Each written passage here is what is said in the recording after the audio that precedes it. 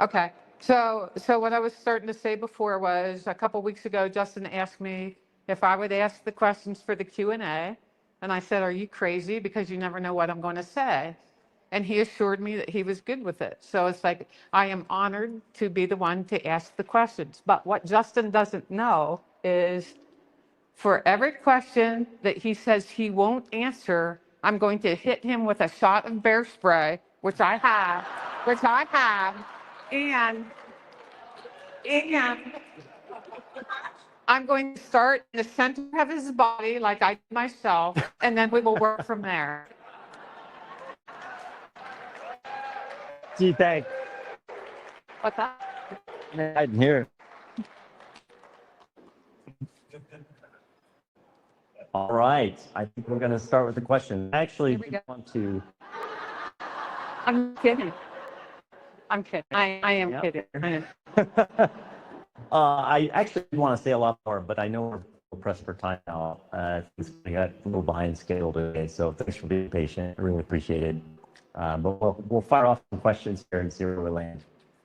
Do you want to start with some of the questions, or would you like me to read them? Here, we can share. Yeah. Okay. You stay seated, and I can stand. Can we do that? Yeah. You sit. Fine. Sit. I'll sit. Okay. We'll see. We'll see if this works. Okay. Okay. Don't be looking. Okay. Forest Fence first clue was WWH. Can you tell us what is your first clue in your poem? Yes. Okay. I won't go for the bear. But I want to make sure I get it right, so I want to look at my own poem to make sure. Can I take a look at it? Is there somebody has a book handy by chance? Hey.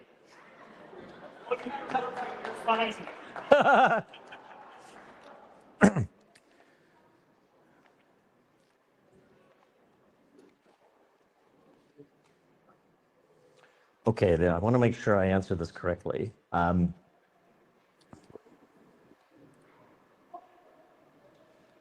I think the most actionable first clue in the poem that gives you sufficient context would be as hope surges clear and bright. Okay, there you go. Okay, good one. Good one. Good one.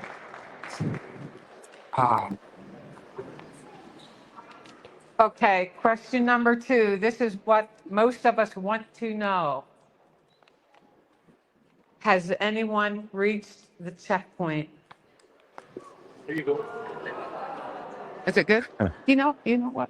With you this week. Yeah, no, let's keep doing this because then I can't hear him. If I'm here, I can't hear him.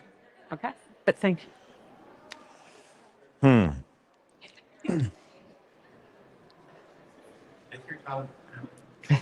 To my uncertain knowledge, no. Whoa. I'll also say that as far as I know, surprisingly, actually, I have not heard anyone mention the correct answer to the cipher yet.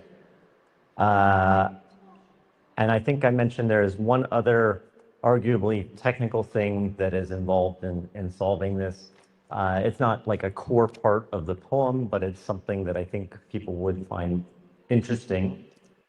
And only one person in the world has solved it so far.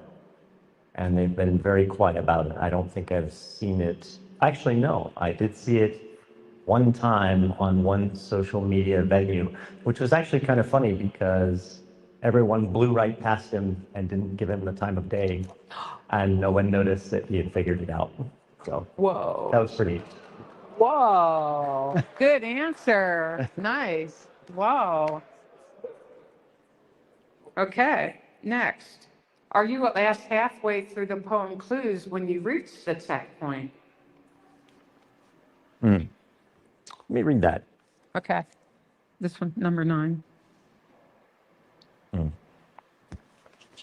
Are you at least halfway through? The poem clues. Yes, I think so.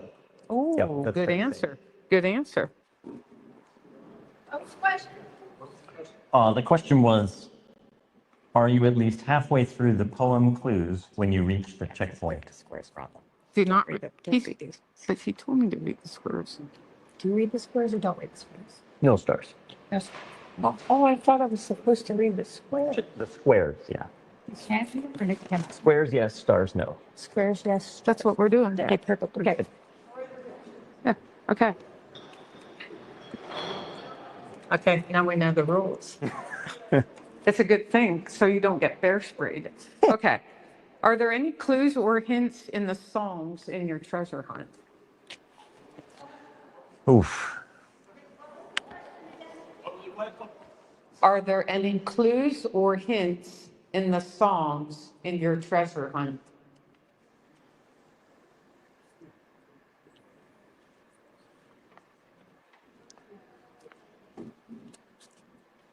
Yes. Whoa. Whoa. Good answer. Good. Okay, next. Is there a hint in the statement you traveled over 9,000 miles in 2 trips?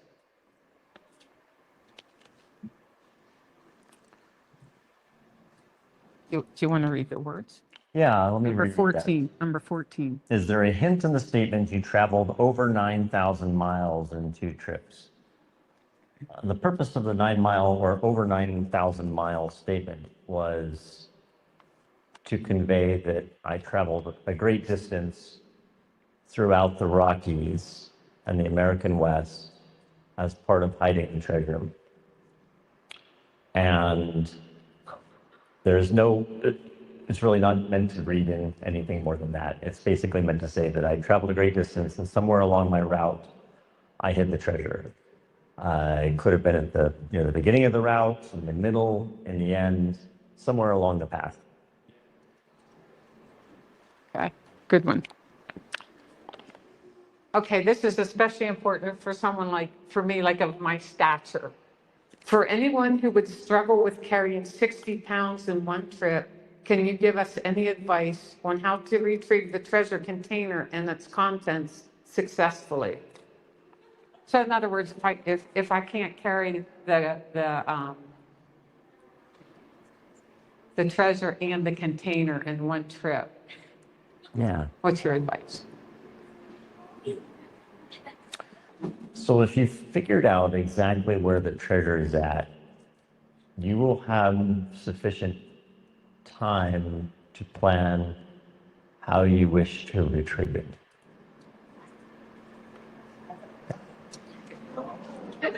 Would I be able to bring a llama? I have a friend in Dillon who has a llama, and she said, or an alpaca, well, whatever, some kind of a pack animal. That's a big difference. Is that, oh my God, is that a clue then? It depends on, he just said it depends if it's an alpaca, a llama, or a mule. I think actually any of those animals would be able to help you out. Okay, next one. Why will you not tell us what the treasure container is? Ah. Go ahead. I've been hesitant to mention what the container is, mainly because of artificial intelligence, and also to prevent people from creating decoys or for someone to claim that they have found it and to recreate what the container looks like in order to make a farce and upset people. As we all know, that happens from time to time, unfortunately. There's a bad apple in every bunch. It's not to say that there's any in this room. But it's also AI. So I think as time progresses, artificial intelligence will soon be in a position where it will be a formidable force when it comes to things like treasure hunts. And so I think, actually, it's a bigger topic. It's kind of a strange thing to think about. AI is on the precipice of encapsulating the entirety of human knowledge. And it's not just a function of having the knowledge, it's acting on that knowledge in an intelligent manner. And so very soon, AI will be smarter than all of us in this room combined. And it's a bit of a paradox. How do you create a puzzle for an intellect that dwarfs your own? It's like a mouse trying to create a puzzle for a human. It sounds pretty silly. And that's really where we stand with artificial intelligence. And so a big portion of the time that I spent designing this treasure hunt was to make it accessible and understandable and approachable by humans, but not by AI. And that's a really hard thing to do, actually, because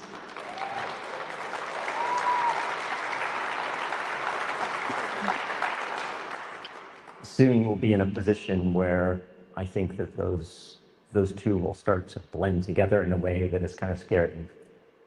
And if you take that one step further and you were to have AI built into, say, a robot, that gets very scary. You could actually have a legion of robots that go out and say, find the treasure. I know it sounds crazy, but I do genuinely believe that we're not far off from that. And that's really something that I did not want to happen. And time will tell whether or not that actually works out to our advantage, but we'll see how it goes. Very good.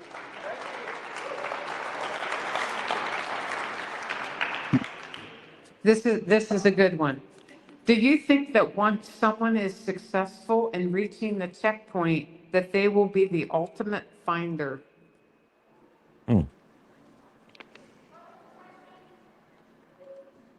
Do you think that once someone is successful in reaching the checkpoint, that they will be the ultimate finder?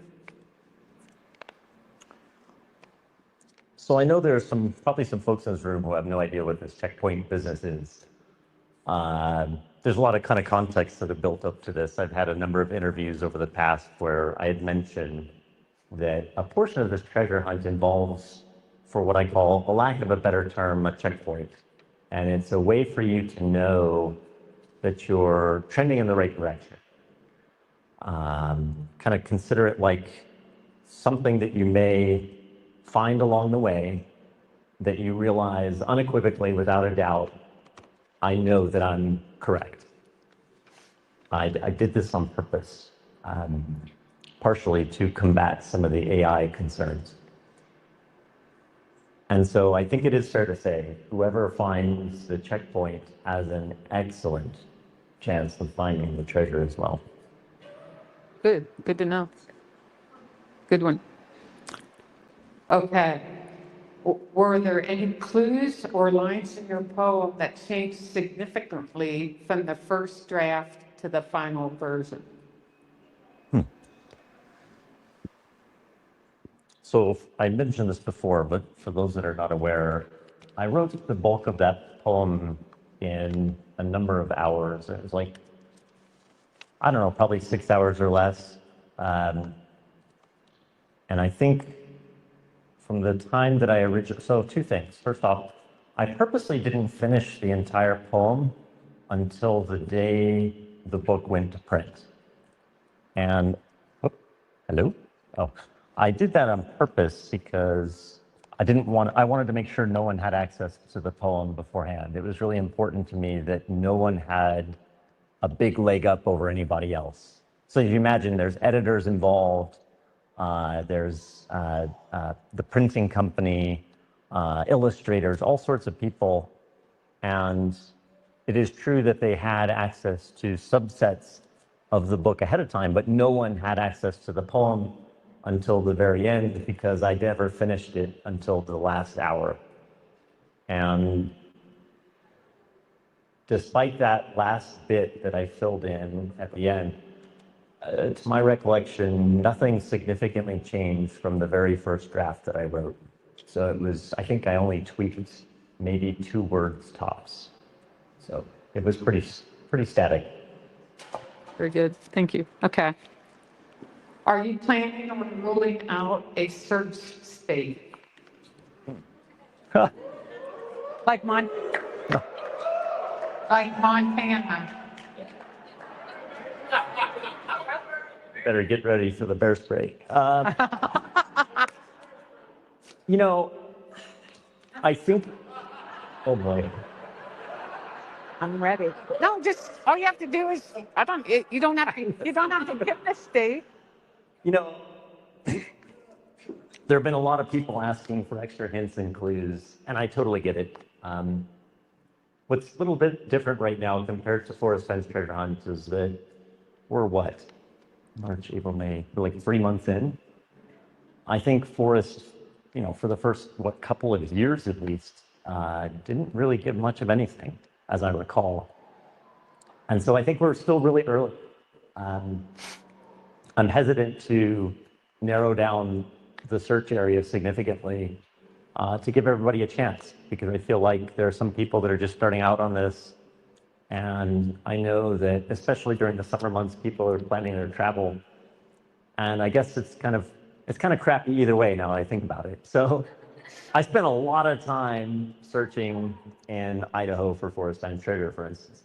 And then he went and cut the state. And it's like, wow, there were a lot of people that were really upset. It's like, I spent all this time searching in Idaho, and then he just cuts it. Like, to me, it was great. Like, thank you. I mean, I enjoyed the treasure hunting there in the state, but great, I have less search area now. So I don't want people to be upset, but I think eventually, if it has not been found, I will start eliminating states.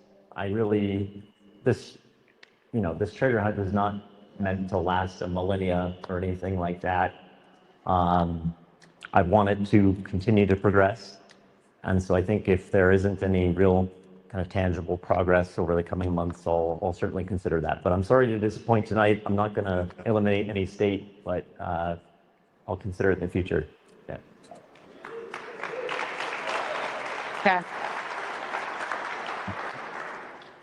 So since you just said the words for a spin, I'm ad-libbing. Did you make a blaze on a tree? Oh, I will answer that. Yes. Actually, I will answer that. No. It's no. Awesome. Thank you. The problem, okay, I'm going to rant just a little bit, sorry. Yeah, go ahead. That was, I wouldn't say problem, but that was one of the, yeah, it was a problem, you know? That was one of the problems with the Forest Bend treasure hunt, I felt, is that the blaze or the marker at the end was something that could not stand the test of time. There were a lot of things that could have caused the blaze to go away. It could have been a forest fire. It could have been a strong wind that had blown the tree down. An earthquake. A lot of different things I think that could cause damage like that. And it was important to me that it's designed in a way where it can stand the test of time.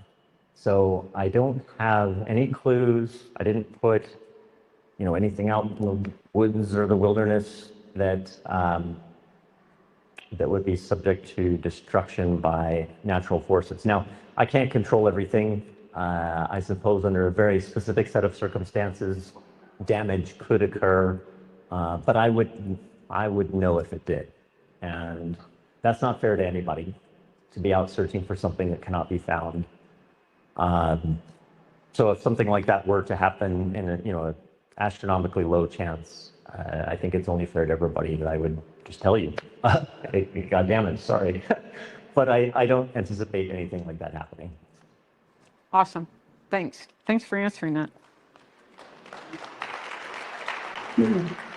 Okay, this is sort of long and complicated. Can you verify 100% the treasure container and its contents are not a proxy item? The treasure container and gold, treasure, etc., is actually located at the final resting spot. Good question. So there have been a number of people that have asked me, oh, maybe you put, something out in the wilderness and it's like a key to a safety deposit box, and then you go there and get the treasure.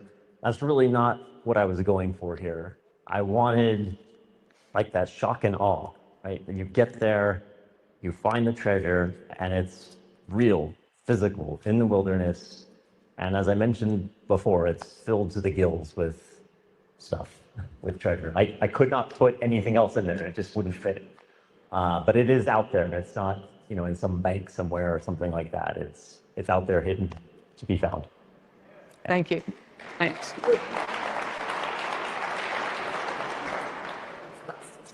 Okay, now we're to the questions that I haven't pre-read, so hopefully I can read the writing. Okay, number one. What is the title of the book that Uncle Hyram gave you? I don't even know what that is. Yeah, so for those unaware, I think it's in the story, The Conquistador Conquest. I talk about my Uncle Hyram, who's sitting in the back right there. Yeah. He gave me a book on Spanish clues and markers, and I was pretty enthralled with it at the time. Of course, it led to sunburn, but I don't blame him. I can visualize the book, but I don't recall the title. And if someone can track it down, I'd love it. It has a thick black border, and then inside it has a white inset area that has a bunch of Spanish symbols inside of it. And it has a pretty overt title, something like Treasure Symbols of the Southwest or something like that. Sorry? Treasure inside. I don't recall the name, but if someone happens upon the book, I'd be happy to announce it on, my website or something. It's not a big secret or anything like that.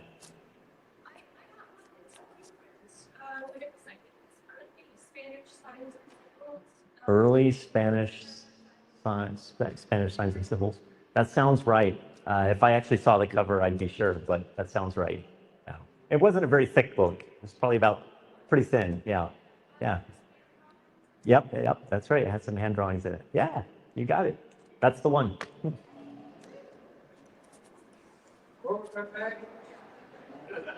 What she said. Okay, this is awesome because this is actually the question I put in at the bookstore. So I can give a little bit of background. So the question is, are you willing to talk about any of your crazy adventures that are not in Beyond the Map's Edge, like stepping on a sea urchin in Mexico? And the reason I'm asking that is I've had people actually ask me saying, you know Justin well, do you think he has elaborated and made up some of the stories? And I said, hell no. If something bad could happen, it has happened to him. Okay, I so love the sea urchin story. the sea urchin. But maybe some of the other ones on the list, whatever. Yeah. So when I first started thinking about this book, it was basically just a bunch of chicken scratch. It was terrible. And I had way more chapters than anybody would ever care to read.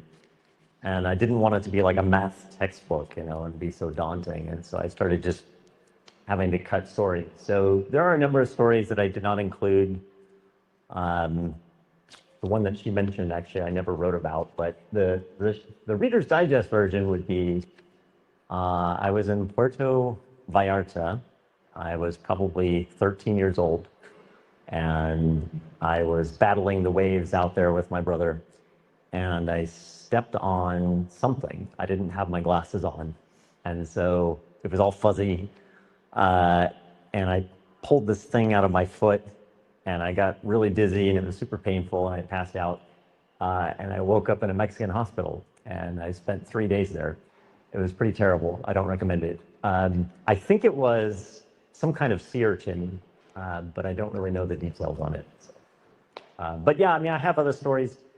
I can probably just post them on my website or something. I'll figure out what to do with them. They're not terribly interesting. So. Yes, they are. Yes, they are. Yeah, they are. Okay, this is a multi-question about one subject. What was your first computer? What computer did you last buy as a kid? Were you a PC or a Mac guy? Are you an Android user or iOS? Wow. Do you want to see all of these? That's a lot of questions. Wow. First computer. That was an Apple IIe. Yes, I'm old. What computer did you last buy? I think it was a MacBook Pro, mostly for work more than anything. Not very exciting. As a kid, were you a PC or Mac guy? Despite my first computer being an Apple IIe, I was more of a PC guy for a number of years. I think probably until I left Microsoft in 2012, I think it was. And yeah, I actually don't throw things at me, but these days I normally use an iOS device, not Android. Okay, very good. How far back has your family genealogy been traced? You know, somebody actually emailed me with a family tree, I think on Ancestry.com, that they had put together. It was actually really interesting. I've been meaning to merge that in with the one that I have. I think on my father's side, I'm able to trace it back quite a bit more than my mother's side. Mostly French and German and English. So certainly, you know, pre-Mayflower days. I don't recall the exact dates though. Are you going to do all these? Yeah. See what we can do. Okay, good. Okay. I like this one. What is your best advice to approaching a solve? Poem, book? I don't know that word. What's the strategy and the best process? Wait, good question. You wanna- Poem, book, show, Oh, so. best process or strategy.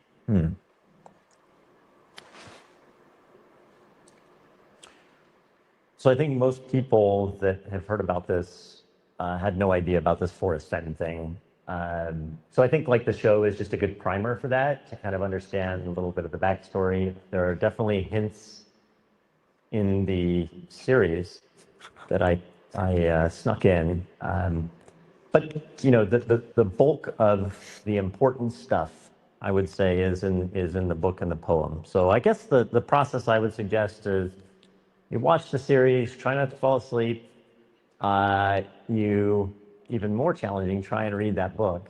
And then read the poem a few times, and then go back through it again, the show really slowly, and think about each scene. And actually, this is kind of funny. To my uncertain knowledge, there are 2 hints in the Netflix series that I laugh every time they come up, because they're, to me, like they're just super, super obvious, and no one has noticed. And I'm just kind of blown away at this point, and I feel like it's a joke or something that nobody's telling me. But there are 2 scenes in particular where I don't understand what's happening, because it's super obvious. Like, I almost just want to say it. Like, no. Say it. No. Say it. Oh, okay, wait a second. Okay, the next question, and this is serious. The next question. What would you be willing to share this evening that is a clue that would shake the Frontier Center and Posey treasure hunting community? Oh, man. Oh, yeah. Oh, boy.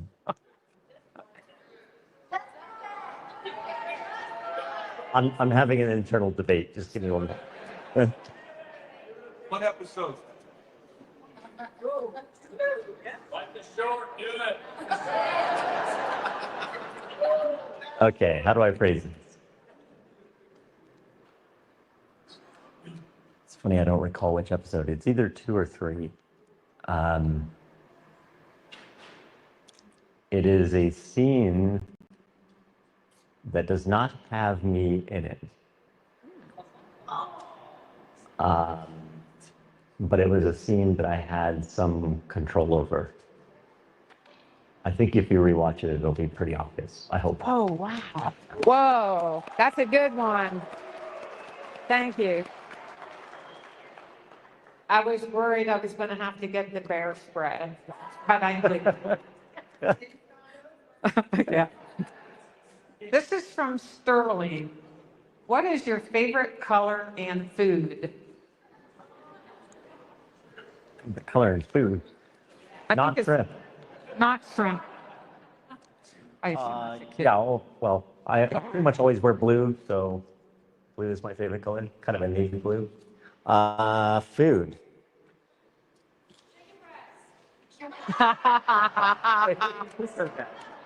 That's good.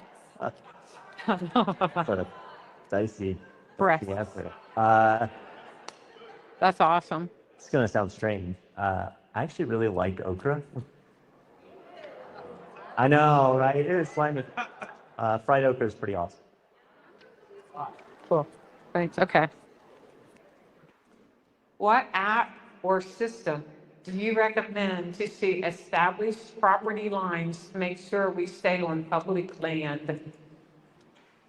So for those that don't know, the treasure is publicly accessible. You don't have to go gallivanting on somebody's private property. Please, please, please don't do that. I'm sure, especially people that live in this area would very much appreciate it, and everybody else throughout the entire search range. Let's just keep it safe and fair, and legal. So there are a few apps out there. I think they're available both on Android and iOS. One of them is, I think the most approachable one is called OnX. That's ONX. They have like a backpacking version, I think, and they have a hunting one. Any of those will do. And what you can do is, if there's a search area you're interested in, you can kind of zoom in on that area and it'll show you all the surrounding property rights, so you don't have to guess. And if it's not publicly accessible land, just cross it off right away. And then if you're a more advanced user, what I have used for many years is an app called Gaia. That's Gaia. It's a little more advanced because there's a ton of different layers that you can add to it. And it's, not for the faint of heart. But OnX does great. Oh, I see a hand raised. Will I specify if it's on federal or state land? No. But it's publicly accessible as of today. A lot of people are saying that we could use the waterways through private land to get to it. We have a loophole virtuoso. Yeah. So I hope I don't screw up the law here. Don't take legal advice from me, but it is my understanding that in many places in Montana, if you are on a waterway that is considered navigable, in other words, one where you can float a watercraft, you can actually float through private property because the owner, the person is allowed to access the area up to the high water mark, as I recall. Don't quote me on that. You might want to look it up. But it is fair to say if it's publicly accessible, it's fair game. Nice. Okay. Did you design and make the cover art? Ah, That's a good one. yeah. So the cover art on the book, I actually did design that first. And I gave it to a cover designer who iterated on it and kind of cleaned it up to make it presentable. And I think he did a fantastic job. So yeah, it's fair to say that the original image was created by me, and then he continued to evolve it. I see a hand up, yes. The double arcs something that exists or something that had to be created? Is the double arcs, wow, something that exists or had to be created? That's a tricky question, actually. Bear spray. I want to answer this. It's actually a really strange question, knowing what I know. Ask the question one more time. Is the double arcs something that exists or had to be created? Like, did you make the arcs or are they just out there? Is a double arch something that exists or created? Let me think about this.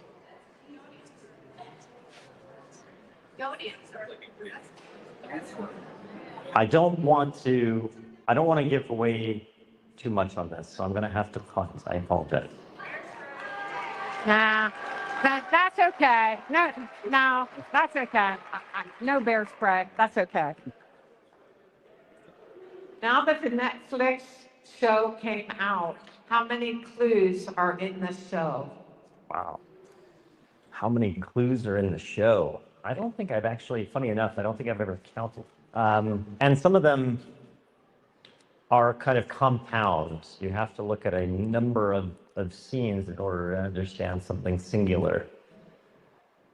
So with that in mind, the number of singular clues, let me just count them up in my mind. 1 second.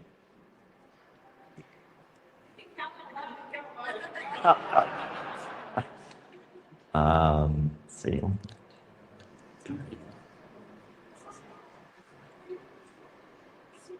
There are at least 5 singular clues, at least.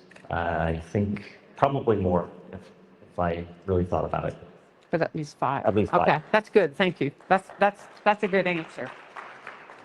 Next, this cipher is tough. Can you give us a hint?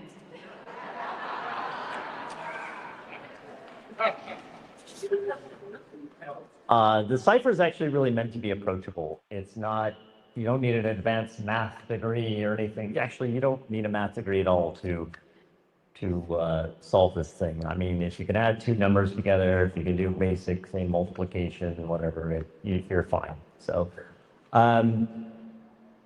Which 2 numbers? which 2 numbers? You pick. I want to make sure I get this right. What was the question? Oh, the cipher. The cipher. The cipher is not in the poem. It is elsewhere. We'll say that. Okay. Well, that's a good one. That's a good answer. Oh, and I should also clarify, the cipher was just, I couldn't help myself. It's not a critical hint. You don't need to solve the cipher to find the treasure. More than anything, the cipher is more of a nod or a hint to what the container is. Oh, wow. That's good. That's good. Okay, the question is it walking distance from water's silent flight to round the bend past the hole? That's a little complicated. Yeah, Read? just to reread this. Is it walking distance from water's silent flight to round the bend past the hole? Boy. I'm not sure if I want to answer this. Let me think about this a moment. The difference for a 71-year-old person and a 10-year-old. That would be me, the 71. Yes, Whoa. I think that's fair. Whoa. Yep. That's awesome. Good one. That helps. That's good. On a scale of 1 to Forrest Fenn, how would you rate the difficulty of your hunt? Difficulty is such a subjective thing. I think for something that is very approachable to one person can be next to impossible for another. And that's actually where a lot of my time or my thinking process was spent. I designed this in a way where it can be solved in different ways, but you'll all get there at the end of the day. So it's not, how do I phrase this? There are multiple ways to solve this treasure hunt, and some are arguably more challenging than others. And I think there's probably what I call an optimal solution, and then there are a few ways that I actually basically put in safeguards in case someone might not quite understand one clue, they could still limp along and figure it out, if that makes sense. So the question, I want to make sure I get this right. So on a scale of 1 to Forrest Fenn, how would you rate the difficulty? So I don't know how you all felt when you saw Forrest Fenn's solution or the purported solution. How did you feel about that? Did you think it was really hard or too easy? And I think that's different for different people. Some people might have said that's the most ridiculous solution I've ever heard of. May or may not have been hard, but they just didn't like it. And that's the issue is I know when the solution is revealed, there will be people in this room that will say that's the dumbest thing I ever heard of. I know it. And there will be other people that will, I think, be maybe delighted by it, I hope. So there's no pleasing everybody. I did the best that I could, I think, given the time and resources that I had, which is actually another thing I should mention. I actually thought that I had more time. So I really thought that the series was going to come out later in the year. And when I got the call saying, hey, it's coming out like a month or a month and a half, it was kind of like, I got to get moving. I mean, of course, I had already hidden the treasure, but I actually wanted more time to kind of hammer on the book. I called my editor and said, hey, guess what? I've got a bunch of chicken scratch. You got 1 week to edit this. Good luck. So it was just a total scramble. I don't know if anybody's familiar with the publishing process, but it's pretty intense. So I don't think that answers the question really, but on a scale of 1 to Forrest Fenn, somewhere in the middle, how's that? That works. That's good. How big was the biggest fish you have caught?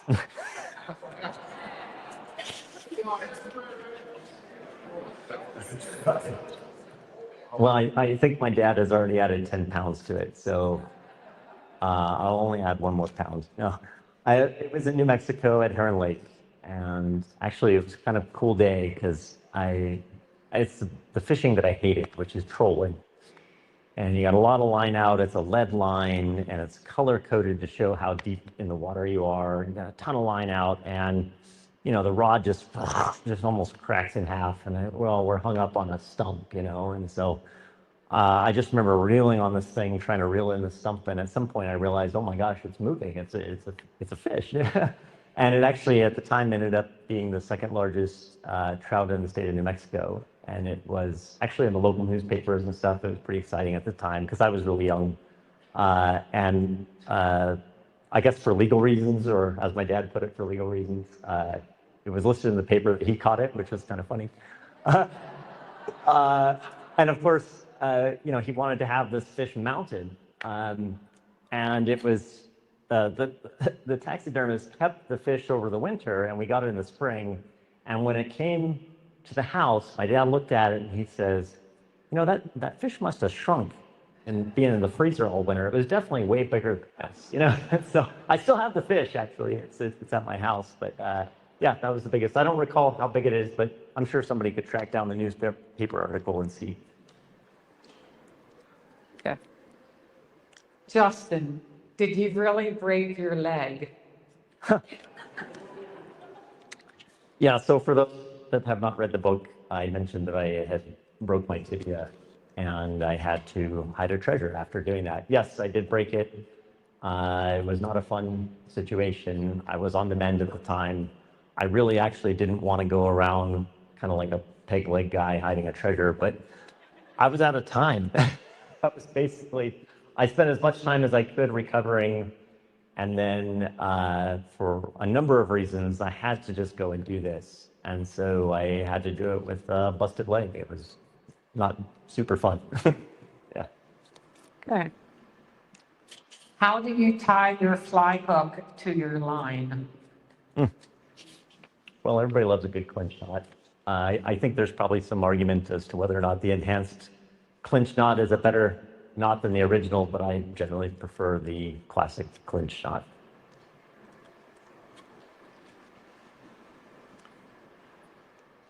The treasure is on public land. The sale of BLM land have an effect on the hidden treasure. So I guess he's saying, would the sale of BLM land have an effect on the hidden treasure?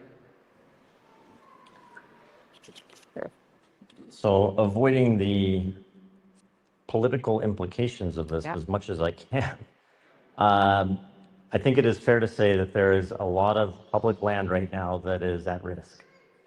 And it is at risk of being sold to private individuals and to companies. And this is a big reason why I hid the treasure, is I wanted people to be aware, and I wanted, excuse me, I wanted people to appreciate the lands that we have. And so I felt if I could get people outdoors and to experience it, that they would be better stewards and that they would be champions of the lands that mean so much to, I hope, everybody here.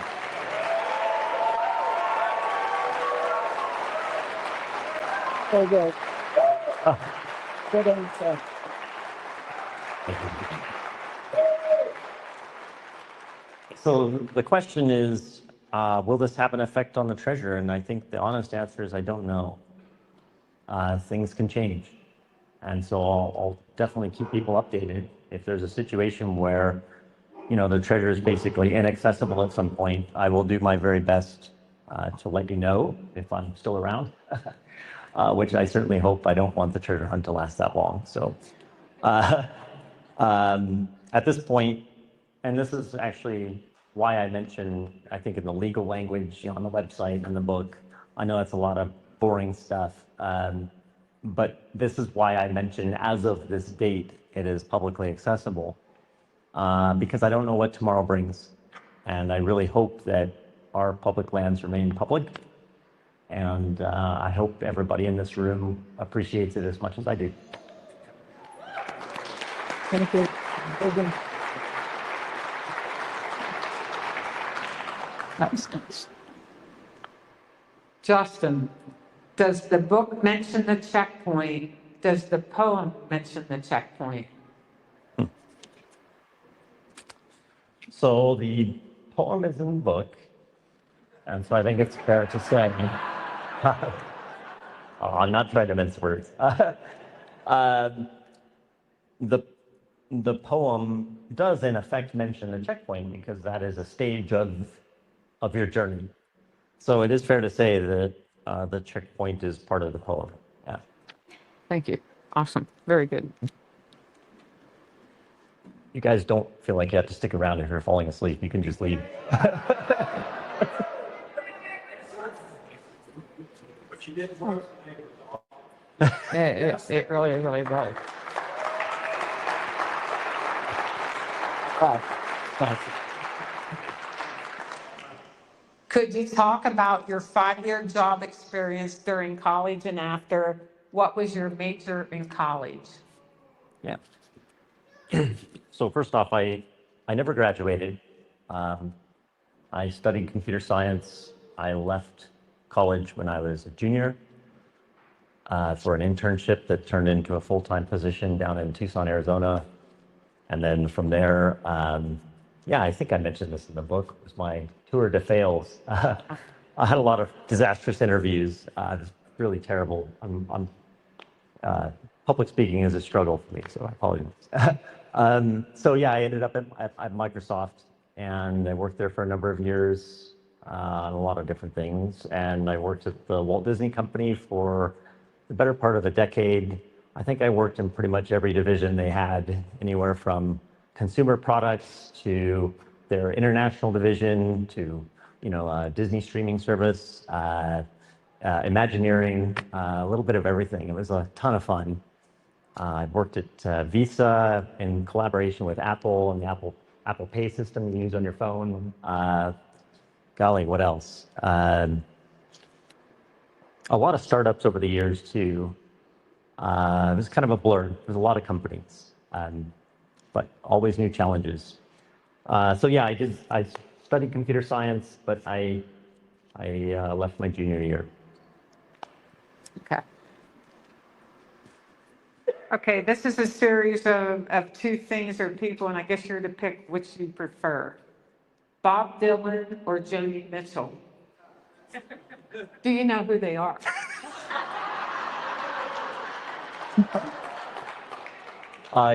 You laugh, but I'm afraid to answer that question honestly. I'll say Bob Dylan because I'm much more aware of that. Okay. Beatles or Rolling Stones? Oh man. Oh boy, I feel like I'm going to get lynched either way here. Oh, you can't go wrong. I'll see the Beatles. Okay. Is that Unix or Linux? Yeah, Unix or Linux. Unix or Linux. Gee. I mean, I think these days there are some really good flavors or distributions of Linux. So I think for most people, Linux is probably much more approachable than a more raw Unix system. Okay. Bill Gates or Steve Jobs? This is going to get you in trouble. Oh my goodness. You know, for better or for worse, Steve Jobs was a visionary.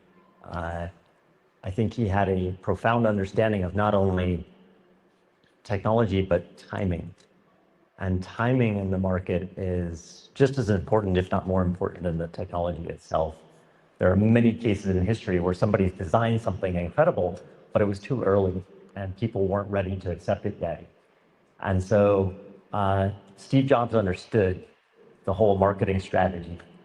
And I feel like, oh boy, it's probably going to get me in trouble.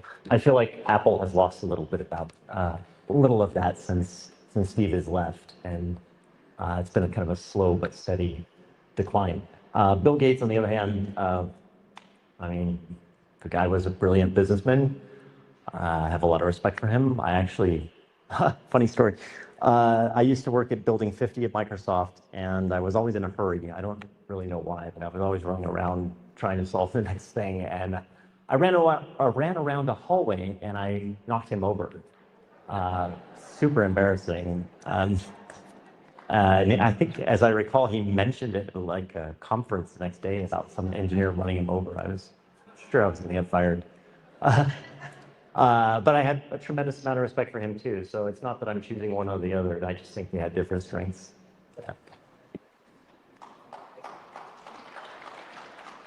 So I have a question that's actually not on the card, but now we're talking about Microsoft.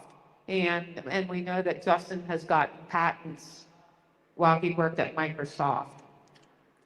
Would you be willing to talk about any of your patents Oh, at Microsoft? And we saw them, we saw them on the shelf in the Netflix series, so. oh yeah. This is probably pretty boring stuff. Sorry. No, I mean, You can make it. it's technology stuff. For instance, like on your iPhone, if you were to, you have an app there and you tap on it and generally it asks for credentials, username and password to log in. That was one of my patents from many years ago. The concept of bringing a website closer to your device and having a more enhanced experience. And it was very contextual. So for instance, let's say Bank of America. You have a B of A app now instead of going to bankofamerica.com on your phone. Some people still do, but the app is generally better. But the underpinnings for how all of that fits together are some of the patents. Nice. I'm pretty sure I know the answer here. Star Trek or Star Wars? It's got to be. Very divisive questions. I guess I'm not a very good nerd. This is funny. So I had never seen either for the longest time. And I recall when I was in elementary school, kids would role play from Star Wars. And I had no idea who any of the characters were. And so I was always R2D2. So I just kind of walk around, it was a safe role for me at the time. But years later, when I actually watched them, I think in middle school or junior high, as it were at the time, I think I prefer Star Wars. Yeah. The original ones, to be clear. Okay, I'm ad-libbing again. In case you haven't already figured it out, Justin is a genius. And Justin, would you be willing to talk about how you created the Star Wars in Disney World? Oh. The time that I spent in Imagineering was really cool. And there were a lot of projects that were worked on at that time. In fact, I think probably still to this day, there's some NDAs in place, so I kind of have to be careful about what I mentioned. But one of the things that I created was what they called Media Vault, which was all of Imagineering had a lot of ideas flowing in. And there are a lot of different ways for these ideas to be captured, and they needed a very secure system because if these ideas like Star Wars Land, for instance, were to leak out, then it would be a big deal. It would be a big problem for the company. And so there was a lot of kind of security that went around creating that system. But, you know, work in the parks itself and, you know, across the two major parks in the U.S. was really interesting, but I can't really expand too much on a lot of that. Yeah, okay. Thanks. From where you leave your car to search, is it a mile or less to the treasure container?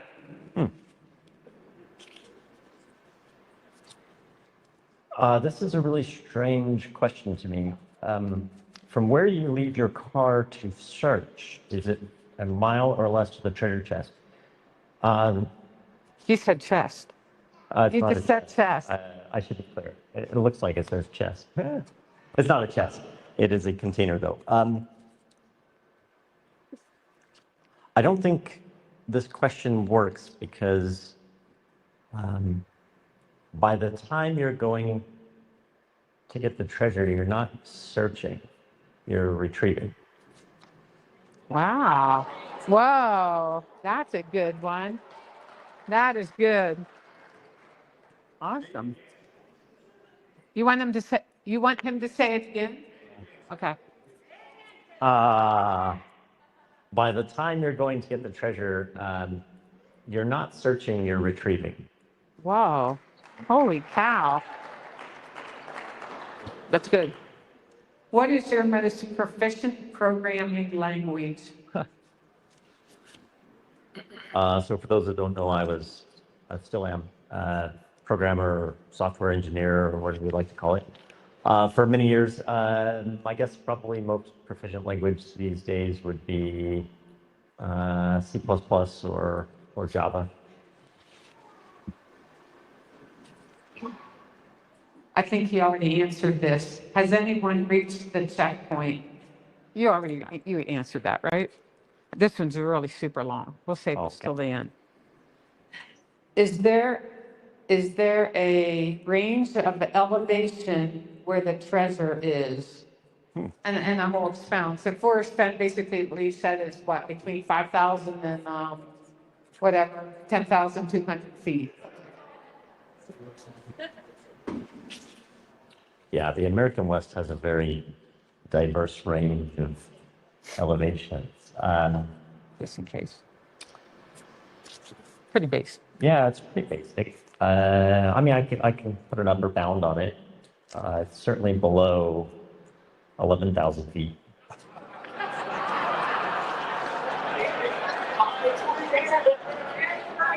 That's good.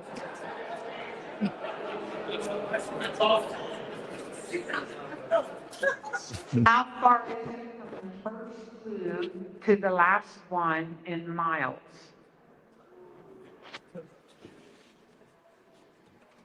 I think that's what it's. How far is it from the first clue to the last one in miles?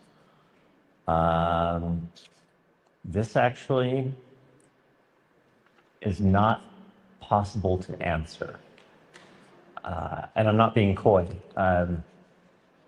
Based on how the clues are structured, I think it's the wrong question to ask. Oh.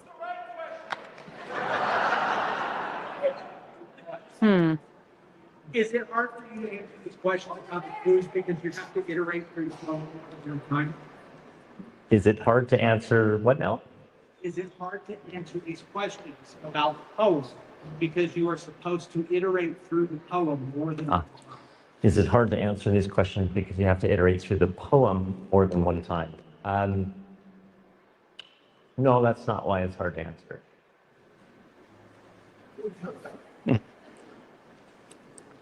I think you answered that one before. Okay. Are the clues in your poem in consecutive order from top to bottom from the first clue to the treasure? Yeah, I think for those that are aware, I think I answered this at some point. It's fair to say they're in consecutive order. Yeah. This one, it's specific, starting at the top of the poem to the bottom Starting at the instead of top bottom the to bottom. top. Yeah, it's fine. Yep, Yeah, it's okay. consecutive. Yeah. Okay, top to bottom. Ah, here's a Forrest Fenn question. Is there a 200 or 500 foot searcher?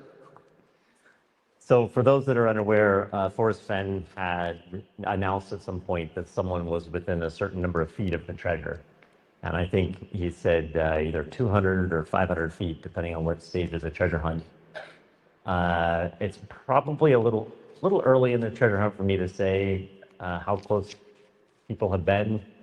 But there have been people, I'll say that there have been less than, trying to recall some of the emails I got. There have been people that have been less than 2 miles and certainly even less than that. Yeah. Wow. Okay. Was it me?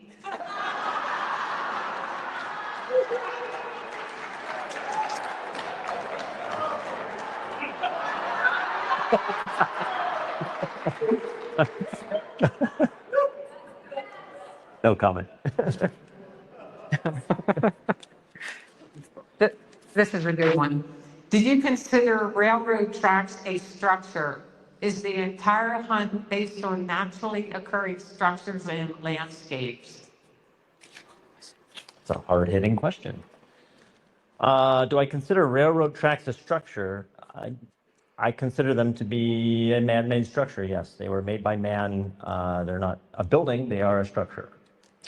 Is the entire hunt based on naturally occurring structures and landscapes? So I think I mentioned earlier that there are a couple of different ways to work through the poem. And I tried to do that to accommodate how different people think. And so depending on how you interpret it, I think it could be true to say that yes, the entire hunt could be based on naturally occurring structures and landscapes. But I think some people could quibble. So I should clarify that by saying there's one clue in here where arguably someone could say there is a man-made implication to it. Oh man, that's long. Okay, this is good. Is the part of the river where your mom's fishing photo is accessible to public other than walking up or downstream? That's a post. Yeah, so there's a picture in the book of my mother on the Beaverhead. Right. She is waiting, and that picture predates me. So I can't say with certainty, but my guess, just kind of knowing the landscape, is that it is likely not publicly accessible on either side. You would have to wait too. Okay, very good. This is a multi-part one. Can you give a floor the treasure is not below? A floor. I don't understand. So I think this is an elevation-related question. Can Oh, you give a floor the treasure is not below?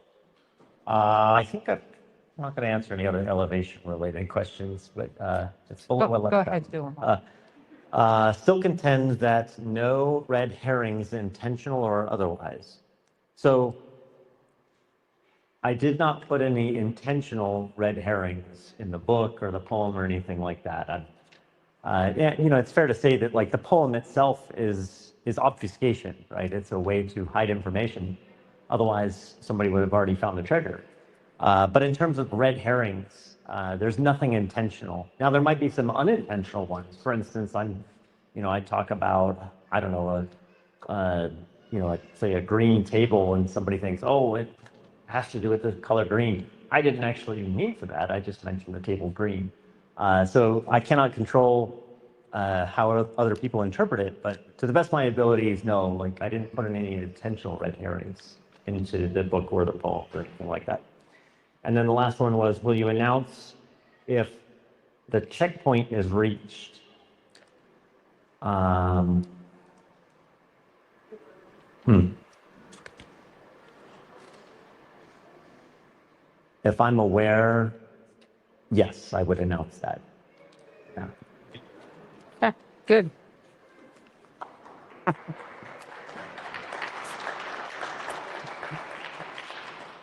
Do you like pickles? I don't get it. Do I like pickles? Yeah, yes, I like dill pickles especially. I have a funny story about pickles, but we'll save that for another time. Oh, okay. Okay. Why not wait for your leg to heal? Yeah, That's a good one. I think I talked a little bit about that earlier. There was a number of circumstances where I had to just get things done, and it was really a function of time. I just couldn't wait any longer because there was a whole series of events that were set in motion and basically a schedule to keep, so to speak. And so I had to act, and it wasn't optimal, but just had to make it happen. I think you did this one. The Cipher has this old brain stump. Any hints? So you, Oh yeah, I think I mentioned earlier Yeah. the cipher is not in the poem. So I hope that helps. We'll see how things go. We'll get a little more time and maybe somebody will figure it out. Yeah. how do you feel AI changed the hunt? Yeah. Yeah, I know I mentioned that earlier. That was actually the biggest risk that I saw to this treasure hunt was somebody whipping out ChatGPT or whatever the latest large language model artificial intelligence offering was on the market and just say, punch it in and oh, here's the answer. There are some, you'll notice, I think in the beginning of the book, I do not give, I think, permission for people to use, run the book through AI, but I realized I just cannot prevent that. And so I did everything in my power to ensure that AI will not be the winner. But it's really hard to control, like I mentioned. AI is getting very, very smart, and it will soon be smarter than all of us if it isn't already. So I did the best that I could, and I feel like, as it stands right now, we're fending it off. So we'll see how the future holds. This, this is sort of long. There was a small D, like the letter D is in dog, hidden just above the M in maps on the spine of the book. Why was it removed in the new print? Is it relevant or a clue to something in this hunt? Yeah, so we're talking about some of the formatting differences that showed up between the first and second editions of the book. So for those that are unaware, if you look at your book, you'll see on the cover, it either has like a little sticker on it, sort of looks like a sticker, and some don't. So the first printing is the ones that do not have the sticker. Both books are fine. Consider the one without the sticker to be kind of a collector's edition or something. But between those two prints, I actually ended up having to make some very small formatting changes because the cover designer noticed that the spacing wasn't exactly right, and it was bugging him more than it was bugging me. And so he made some slight changes. There's no intentional clues there in differences in the cover between the first and second edition. Is there any clue in the cover art at all? I have not specified. So that means yes. I know we have more questions, but I just actually wanted to follow up on this hidden mark that I put in this book that probably one of you have. Oh yeah, that's So right. before we get into that, I just want to mention what I'm shipping to whoever wins. So for anybody who's seen the Netflix series, the treasure I stored in a Saddleback leather briefcase, and I still have that original briefcase that held the treasure, and I'd like to give it to whoever wins. Whoa, So I'm happy to ship that that's out. nice. So, if you will, if you have a book that you've purchased over the last few days that has my signature on it, turn to page 150. 150. And about halfway down the page, oh, I heard a bingo. Oh, I thought we had one. See, this is why I don't say what the container is. No. Does she have it? Page 150, about halfway down in black ink that sort of bled, I apologize. I have written an email address, and it's a customized email address that goes straight to me. So if you're shy and you don't want to say you won right here, that's fine. You can just email me. Otherwise, if anybody has it here in this room, feel free Wow. to stand up. It's cool. Wow, I actually thought somebody would be here, or the person would be here. Okay, well, please spread the word. It's on page 150. Unfortunately, the email address kind of got a little smudged with the ink, so it's at iCloud.com, not lcloud, in case you're confused. So just send me an email with that address, and I'm happy to ship out the Saddleback container to you. Nice.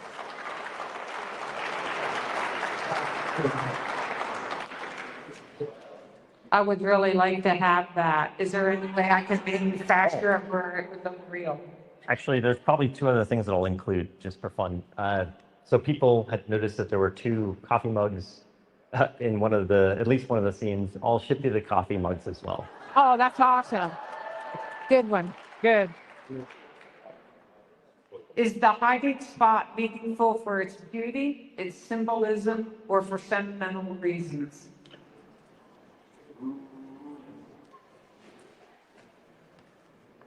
Is the hiding spot meaningful for its beauty, symbolism, or sentimental reasons? I would say all of the above. Oh, good. Good one. Good. I'm keeping that. Why are the ebook pictures in black and white, and why are they still in RGB instead of grayscale? Why is the coins picture in the ebook in color? I don't even know all of Yeah, so I think the question is, why the heck is this ebook in black and white? Why didn't you just do it in color like the book? The answer is because of compatibility. So there are a lot of e-readers out there that either do not support color or they have severe constraints on the size of the file. And so I tried to make it as small as possible. That's basically it. And then additionally, I wanted at least one color picture in there. So that's why I chose I think it's the coins in the ebook that are all color. So if your device supports color, you'll see that one in color. And These are a lot of questions. yeah. You guys are going to fall asleep here. Maybe just a few more. Maybe Okay. we'll just do a few more here. Yeah. Oh, this is a good one, and it's short. If you were doing this treasure hunt, how would you train Tucker to help you?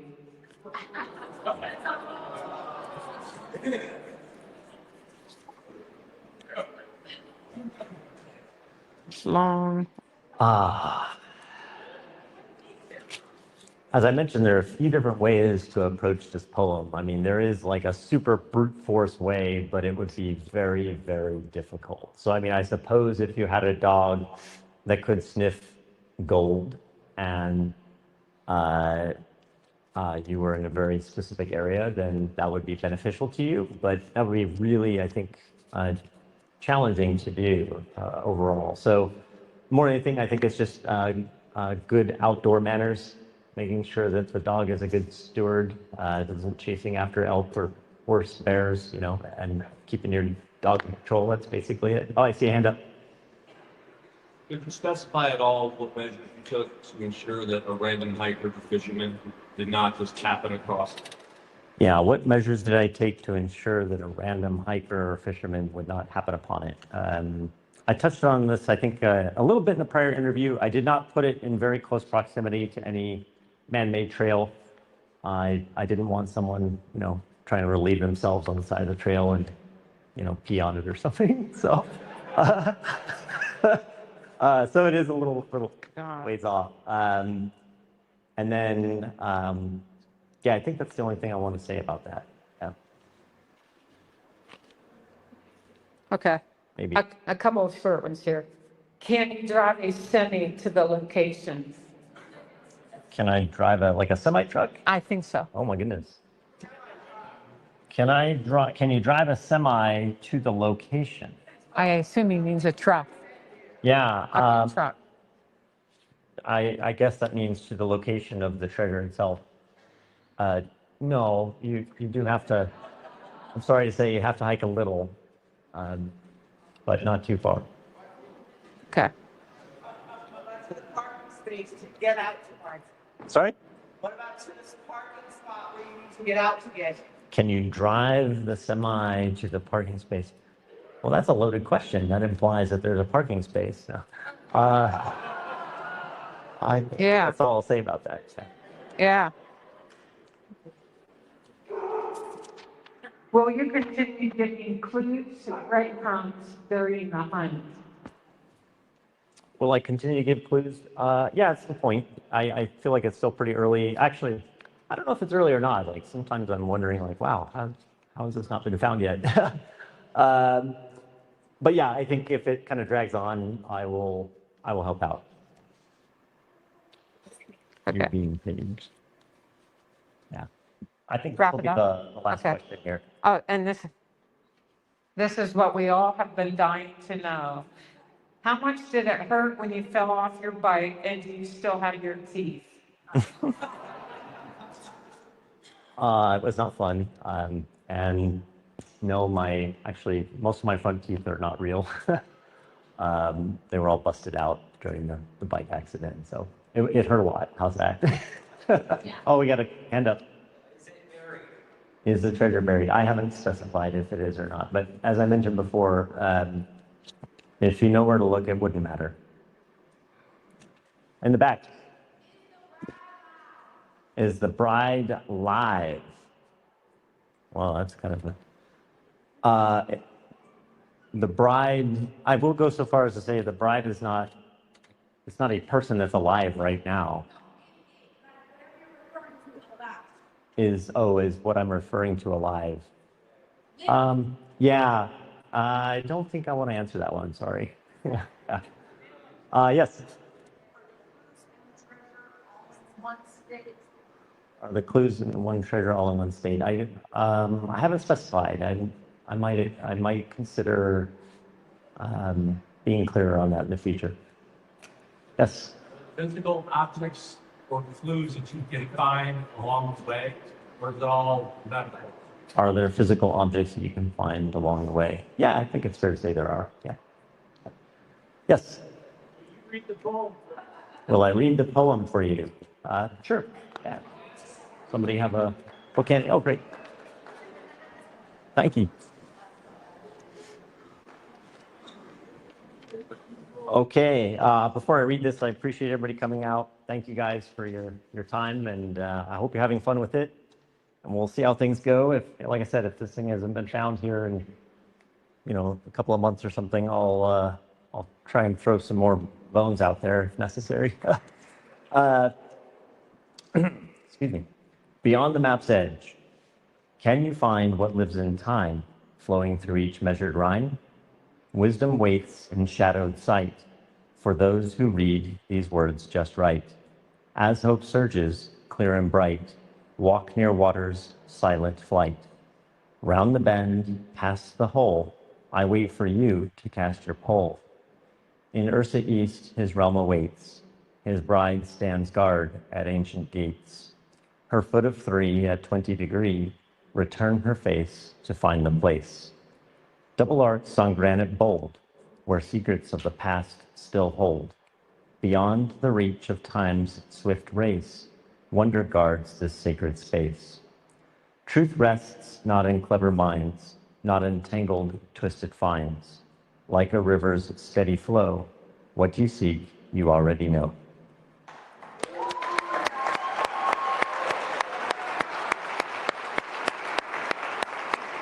Welcome. Anyway, thank you guys again for attending. Appreciate it. Sorry for the long lines, and have a good night. Thank you. Thank you. That was awesome. You did great. Thank you. Thank you for your help. Thank you, Emma. Okay,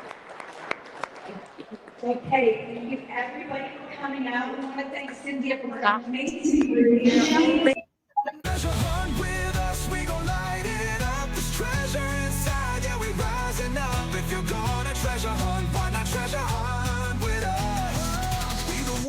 the truth, yeah, we